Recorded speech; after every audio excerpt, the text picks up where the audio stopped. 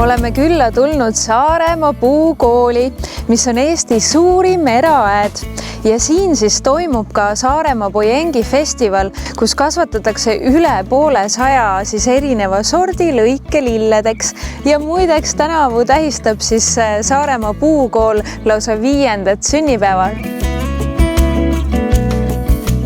Siia Rohumaale 5 aasta eest rajatud Pojengi-istandus on Põhja-Euroopa ainus ja väga omanäoline. Siin kasvatatakse lausa üle 6000 Pojengi põõsa lõikelilleks. See on ainus Pojengidele spetsialiseerunud puukool, kus saab juunis toimuva ürituse jaoks värskeid Saaremaal kasvatatud Pojenge lõikelilleks. Saaremaa puukooli Pojengi-istandus on turistidele rohkem tuntud nimega Saaremaa Peony Gardens. Siit leiad juba tuttavaid ja uusi aiakujunduse trende. Siin aias avastad Jaapani, Hiina, Euroopa ja Eesti traditsioonilise taluaia elemente.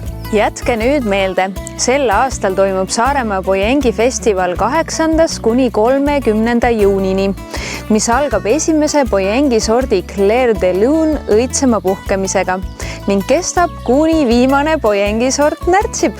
Vana Pärsia paradiisi aia stiilis rajatud Pojengi-istanduses kasvatatakse lõikelilli nii floristidele, puulmakorraldajatele kui ka kõikidele teistele erinevate sündmuste tarbeks. Tuleb ka ära mainida, et see on suurepärane paik fotode ja igasugu filmivõtete tegemiseks tuhandete õitsvate Pojengide keskel. Puulmapeod, sünnipäevad, juubelid, vlogide tegemine ja miks mitte kasutada ka TikTokide tegemiseks seda imelist paika ära. Inimesed on leidnud siin vaba aja veetmiseks tõesti väga palju erinevaid variante. Võid kaasa võtta näiteks joonistamiseks molberti, romaani lugemiseks, joogamati võimlemiseks ja kindlasti haara kaasa ka kaamera, piknikukorv või näiteks kallim, kellega siin mõnusalt Pojengide vahel musitada.